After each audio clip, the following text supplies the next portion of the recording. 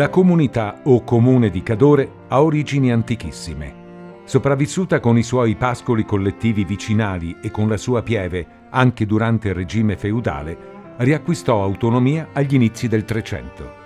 In quegli anni, sotto il conte Gherardo III da Camino, il Cadore ebbe il suo statuto, un codice di diritto penale, civile e amministrativo, rimasto in vigore con poche aggiunte fino al 1804. Dalla conquista romana il territorio cadorino si era lentamente evoluto e trasformato, conservando però rusticità e selvaticatezza, che il clima infelice, il carattere duro degli abitanti, la forte identità di ogni villaggio e l'isolamento geografico contribuivano a mantenere. In questo contesto, Pieve diventò il centro della nuova comunità, collocato in posizione eminente, erede di un'antica struttura militare abitativa romana e sede probabilmente della prima chiesa. Con la costruzione del castello assumerà ruolo militare, politico, amministrativo e religioso di tutto il territorio.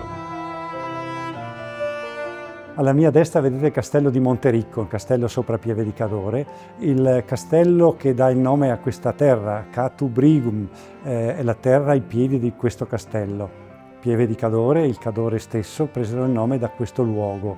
Era un luogo fortificato, un luogo importantissimo. Alla mia sinistra invece vedete il castello di Botestagno che è sopra Cortina d'Ampezzo, perché il Cadore partiva appunto dall'Ampezzano e finiva per Alba e quindi nel comune di Santo Stefano di Cadore e di San Pietro di Cadore. Nel 1420 è il grande periodo in cui il Cadore, pur essendo munito di propri statuti e di proprie leggi, deve fare i conti con Venezia. Venezia, che sta lentamente conquistando il Veneto e l'Istria, cerca con ogni mezzo di trovare una soluzione per cui il Cadore si dia a Venezia. Il Cadore nicchiava perché in realtà il Cadore aveva degli antichi legami con i patriarchi di Aquileia, ecco il motivo per cui il Cadore tergiversava. Onestamente non sapeva da che parte andare, almeno così si racconta, però poi evidentemente ha fatto questo patto con Venezia. Il patto in che cosa consiste? Consiste in quello che viene chiamato dedizione, ma che non è in realtà un darsi, ovvero Venezia dice benissimo, voi cadorini potete governarvi con le vostre leggi civili, penali, amministrative, però quello che fate non deve essere contro Venezia. Naturalmente poi Venezia ha subito le varie guerre la Lega Cambraica che stava abbattendo addirittura la Repubblica di Venezia. In questo modo Venezia assumeva il controllo della via d'Alemagna, con i suoi traffici, con un territorio ricco di miniere e boschi di varie essenze, indispensabili per l'arsenale, l'edilizia e il riscaldamento delle sue abitazioni. 2 sono le figure che in Cadore rappresentarono il dominio veneto, facendo eseguire i suoi ordini e le sue leggi: il capitano, che viveva nel castello, e il vicario.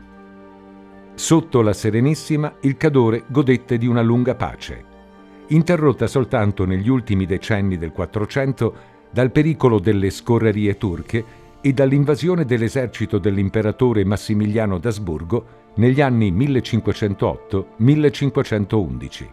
E naturalmente in quel frangente, siamo nel 1500, e il Cadore stesso ha subito questi eventi, diciamo, di natura internazionale, comunque europea, perché è stato invaso dalle truppe di Massimiliano d'Austria.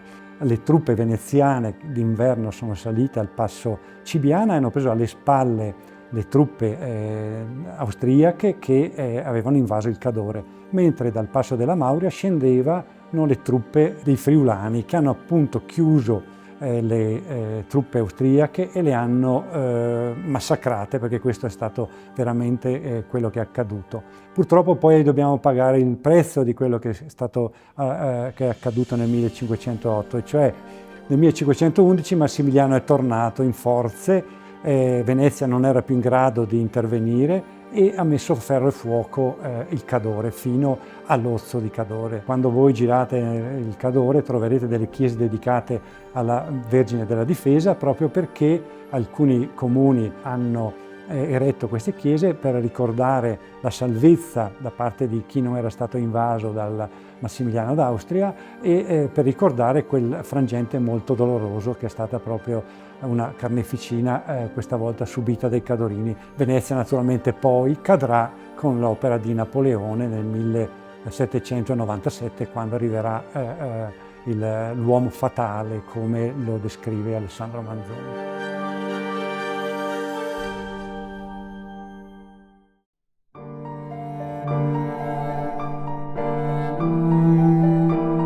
Siamo nel 1797, Venezia cede, Venezia si raduna per l'ultima volta nel Gran Consiglio. Naturalmente le truppe napoleoniche hanno la possibilità di comportarsi in tutti i modi possibili e immaginabili, innalzando l'albero della libertà con balli, canti anche nella piazza di Pieve di Cadore e nelle altre piazze. Il viceré, che è stato nominato da Napoleone, si è proclamato re d'Italia, fa tutta una serie di leggi, ovvero tutte le proprietà collettive di un tempo sono abolite.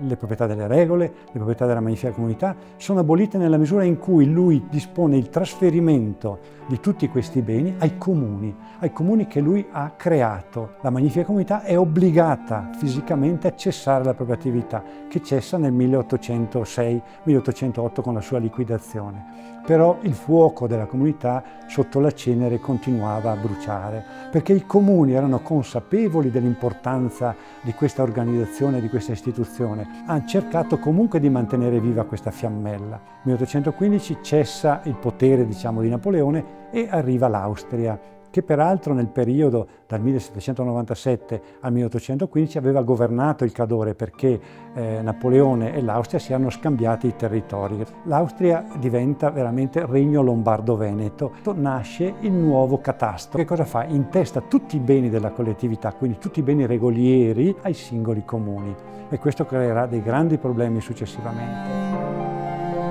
Siamo nel 1838, quando un comune si appropria di un fondo, di un bosco molto grande, però i comuni sentono il dovere di intervenire per difendere queste appropriazioni e soprattutto poi nel 1848, anno incredibile da un punto di vista militare, decidono di iniziare 5 cause civili per recuperare i grandi beni. Cause che andranno avanti per molti anni, anche perché poi nel 1866 il Veneto sarà riunito all'Italia e quindi cambieranno anche le leggi. Le cause andranno avanti fino alla fine dell'Ottocento, quando troveranno una soluzione nelle transazioni dalla Magnifica Comunità, che risorge nel 1875. Il re emette un decreto che riconosce la Magnifica Comunità di Cadore, ma è solo un primo passo. Poi ci saranno altre vicende e arriveremo fino al 1900, quando nel 1900 il re Umberto I emana un decreto importantissimo per la rinascita della Magnifica Comunità. La Magnifica Comunità non è rinata da sola, è rinata per opera di 2 grandi personaggi.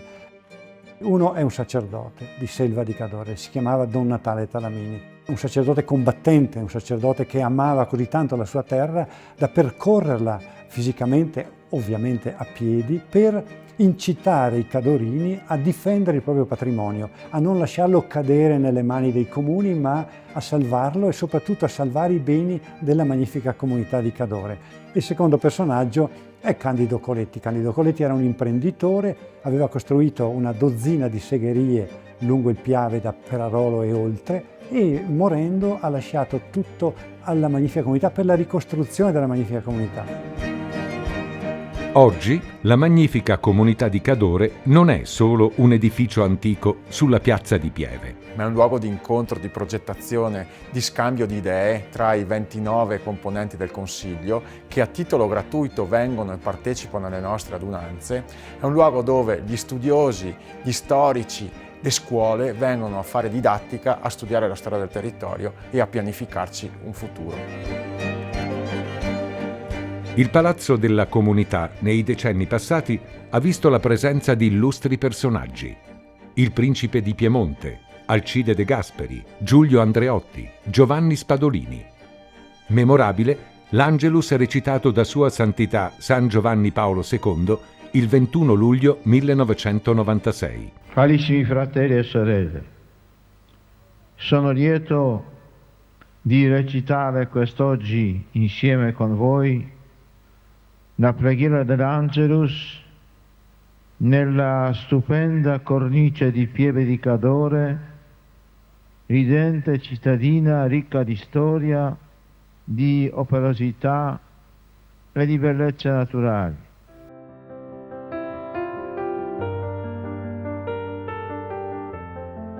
Nel 1875, dopo il periodo di scioglimento napoleonico, finalmente il Regno d'Italia, con un regio decreto, riconosce la ricostituzione della Magnifica Comunità, con ruoli diversi rispetto a prima. Non ha più la funzione di autogoverno che ha avuto nei secoli precedenti, ma è di fatto un consorzio di comuni per la gestione del patrimonio antico, quindi boschi, il palazzo e altre proprietà che nell'Ottocento i comuni avevano difeso. Da allora si sono succeduti 25-26 presidenti, a iniziare da Bortolo De Luca del comune di Borca di Cadore.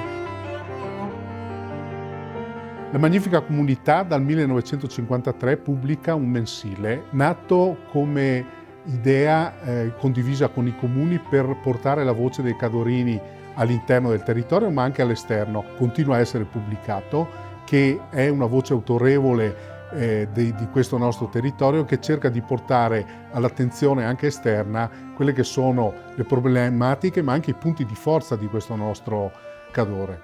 Oggi la magnifica comunità di Cadore, col suo stemma con 2 torri, l'albero e la catena, rappresenta un universo di storia e di attualità che merita davvero di essere conosciuto e frequentato.